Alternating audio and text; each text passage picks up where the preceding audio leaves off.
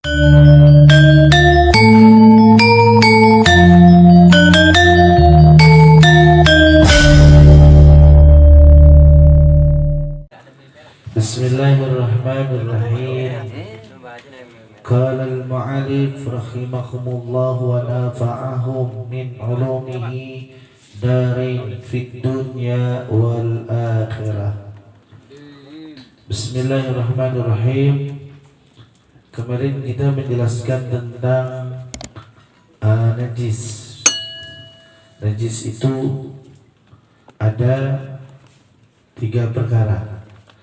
Yang pertama najis mughaladzah, yang kedua najis mukhafafah, yang ketiga adalah najis mutawasithah.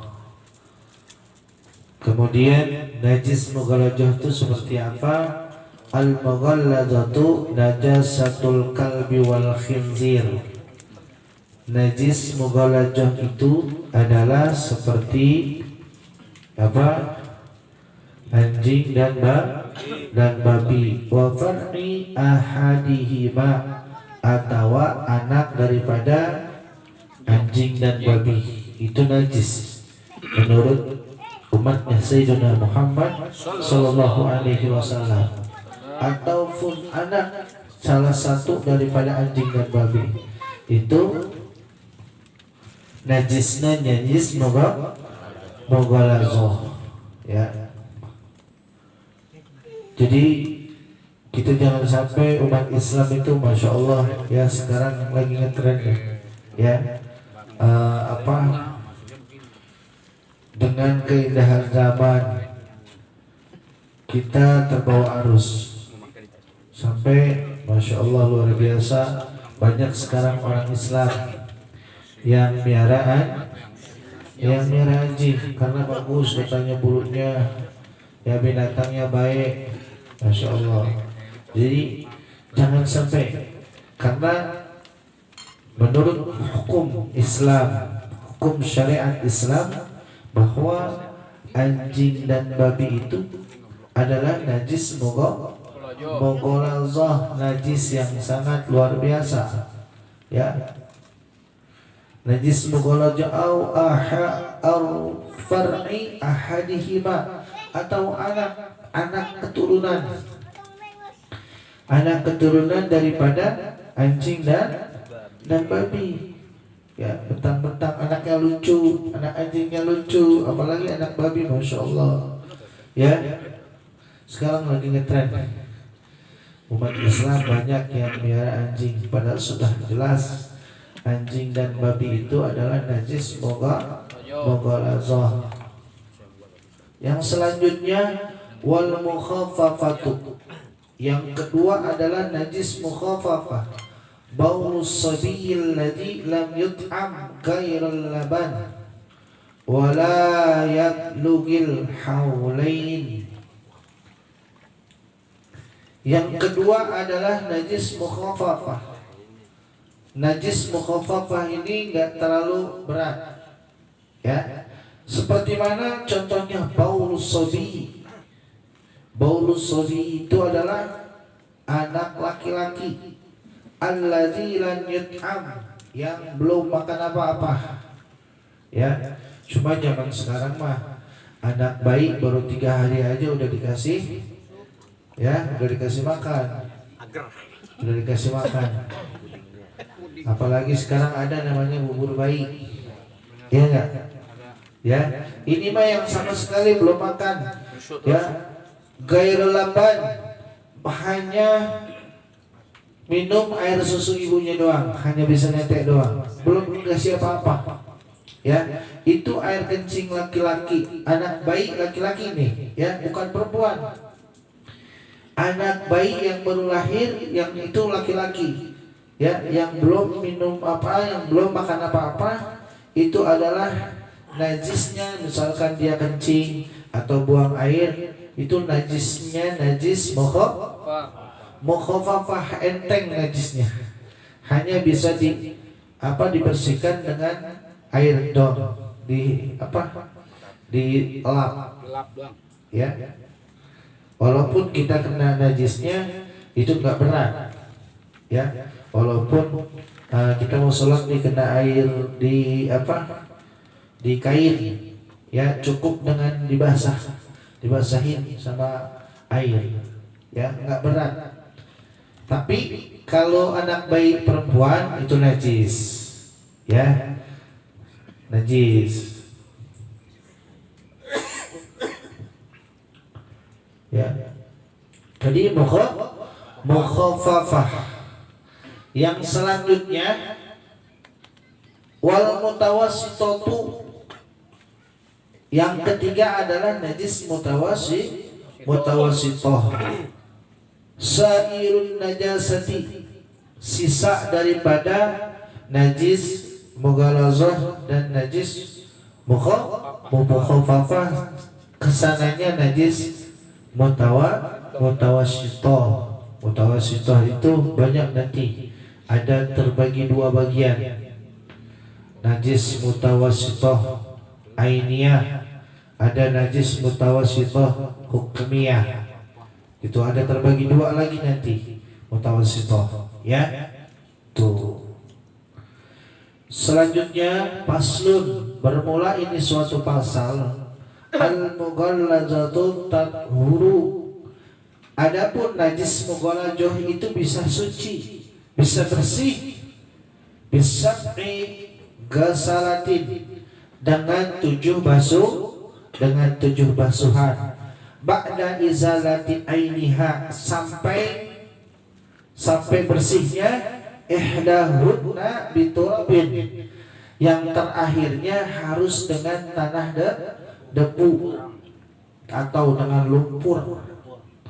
Yang terakhirnya misalkan nih contoh, ini najis mughalazah luar biasa membersihinnya nih, ya. Jadi jangan sampai kita bersihin. Pertama misalkan kita pegang kotorannya nih. Nauzubillah summa nauzubillah min dzalik. Pegang kotorannya atau pegang hewannya. Itu harus dibersihkan tangan kita. Pertama harus digosok-gosok sampai bersih, pertama tuh. Terus kemudian kita bersihin lagi, gosok-gosok, terus itu sampai ke 7 basuhan. Dan yang terakhir itu harus dengan lumpur atau dengan tanah. Cuma syaratnya tanah dan lumpurnya yang suci. Jangan yang kotor, mentang-mentang lumpur ngambil di koyak atau misalkan disolokan, jangan. Ya. Lumpur dan tanahnya harus yang suci. Di mana?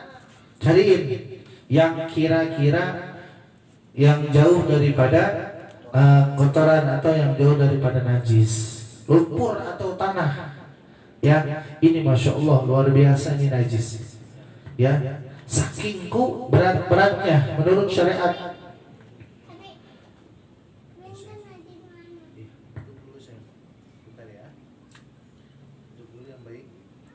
Ya, masya Allah, ini menunjukkan kepada kita semua bahwa ini najis sangat berat sekali.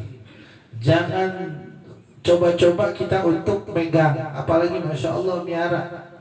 Ya, bahkan kalau misalkan gambarnya ada di sekitar rumah kita, atau misalkan boneka, itu malaikat rahmat tadinya mau datang ke rumah kita, balik lagi. Masya Allah luar biasa. Karena apa? Ada yang menyerupai seekor anjing atau babi. Masya Allah. Karena kan kalau boneka suka lucu nih ya, boneka suka lucu. Sampai segitu-gitunya, luar biasa. Jangan sampai kita ya terbawa arus dengan keindahan zaman.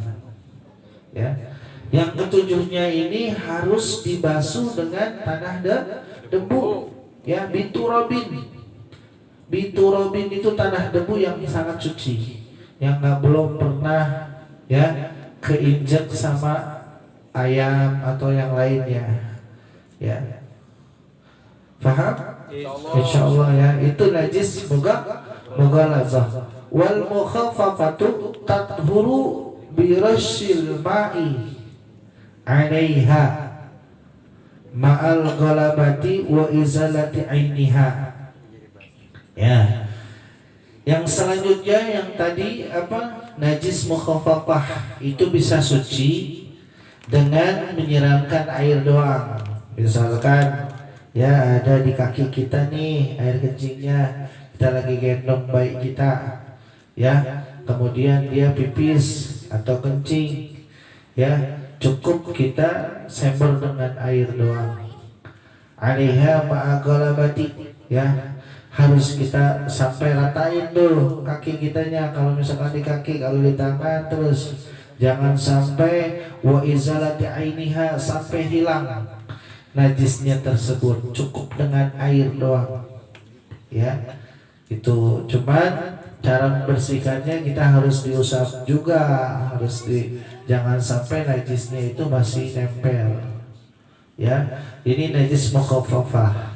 Yang tadi tuh air kencing, ya, bayi yang belum makan apa hanya cuma minum air susu ibunya, ya. Ini anak laki-laki. Kalau untuk perempuan mah enggak, najis semuanya, najis ainiyah. Itu. Yang selanjutnya wal mutawassitatu tanqasimu ala qismain, ainiyah wa hukmiyah. Yang selanjutnya najis mutawassithah itu terbagi dua. Tadi najis mutawassithah itu adalah selain najis mughalazah dan najis mukhaffafah. Ana qismain ainiyatun wa hukmiyatun. Yang pertama adalah najis mutawassithah ainiyah. Yang kedua adalah najis mutawassithah hukmiyah. Mana sih yang namanya najis mutawassithah ainiyah? Wal ainiyatu allati laha launun wa rihun wa ta'mun fala budda min izalati launiha wa rihiha wa ta'miha wal hukmiyah. Yang pertama adalah najis mutawassithah ainiyah. Bagaimana contohnya najis mutawassithah ainiyah? Yang terlihat allati laha launun. Launun itu warnanya. Warihun. Warihun itu adalah baunya. Ya, Tokmun warna. Walunun itu rasa. Rasanya gimana itu najis, masya Allah. Ya, contohnya seperti apa? Ya, kotoran ayam. Kotoran ayam. Nggak sengaja kotoran ayam itu nempel, atau misalkan keinjak sama Pak RT. Ya, ini kejebak ini, ya, injak kayak ayam. Itu ada, masya Allah ini, aduh, kerasa sama Pak RT ini, kayak orang injak apa gitu, ya, kayak orang injak, ya, kelihatan sama Pak RT, diambil teh, masya Allah, bau banget, ya, kelihatan warnanya luar biasa. Itu namanya najis mutawassithah ainiyah. Ainiyah itu ainun, mata, kelihatan sama mata. Ya, kelihatan sama mata. Ada yang kedua adalah najis mutawassithah hukmiyah. Hukmiyah itu apa? Allati laha la launun wala rihun wala ta'mun yakfika zaryul ma'. Ada yang namanya najis mutawassithah hukmiyah, yang enggak kelihatan warnanya, yang enggak kelihatan rasanya, yang enggak kelihatan baunya. Contohnya seperti apa? Contoh seperti kayak misalkan apa? Subhanallah. ini tai lancung kalau kita mah, ya itu kadang-kadang ketoel sama airnya doang, baunya luar biasa, tapi nggak kelihatan. Kelihatan nggak kira-kira kadang-kadang kalau tai lancungnya baunya nggak boleh hilang-hilang. Ya, misalkan kita udah bersihin ini, masya Allah ini nggak boleh hilang-hilang. Ya, masih bau ini di kain atau misalkan cukup membersihkannya itu dengan air, disiram dengan air dibersihkan. Ya, tidak harus 7 kali, cuma 1 kali cuma dibersihkan. Ya, itu adalah najis mutawasithah hukmiyah. Tuh, najis tuh ya hukmiyah itu yang tidak terlihat dengan mata. Ya, ambuknya nggak terlalu ya, terus kemudian rasanya nggak kelihatan. Tapi kita tahu, masya Allah, tadi saya duduk di sana tuh, padahal di sana tadi bekas ompol. Ya, itu masya Allah, karena kita punya perasaan kayaknya kedudukan ya mas saya ini, ya kedudukan. Kita tahu ternyata kain kita itu agak basah, karena kita yakin bahwa itu kena najis hukmiyah, mutawasithah hukmiyah, maka kita harus bersihkan dengan air. Ya, najisnya tidak terlalu berat, ya, tidak seperti najis mughalladhah. Faham? Insyaallah ya. Mudah-mudahan yang sedikit ini menjadikan berkah buat kita semua ya. Insyaallah nanti kita akan lanjut di minggu yang akan datang. Mudah-mudahan ya 3 perkara ini ya, najis mughalladhah, najis mukhafafah, najis mutawassithah. Dan najis mutawassithah itu terbagi 2, najis mutawassithah ainiyah dan najis mutawassithah hukmiyah gitu. Jadi kita tahu nih masya Allah ya, sekarang kalau najis itu seperti apa, dan kita pakai kalau mau sholat nih kita perhatikan dulu ya, kita perhatikan dulu pakaian kita ya. Pertama badan kita, pakaian kita, tempat sholat kita. Kenapa?